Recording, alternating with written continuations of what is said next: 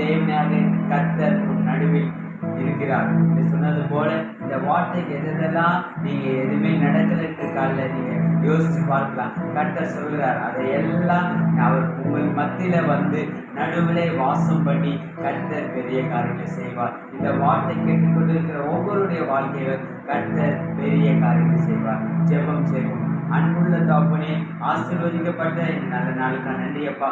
செப்பனியா 3:17 சொன்ன இந்த வார்த்தையின்படி எதெல்லாம் பிள்ளைகள் இது நடக்கலையே என்று கவலையோடு கண்ணீரோடு இருக்கும்போது கர்த்தர் இந்த வார்த்தை கொண்டு அவங்களை தேர்தலாக இருந்து ஆறுதல் படுத்தி கர்த்தர் நீங்கள் நடுவிலே வாசம் பண்ண போகிறதுக்காக நன்றி அப்பா.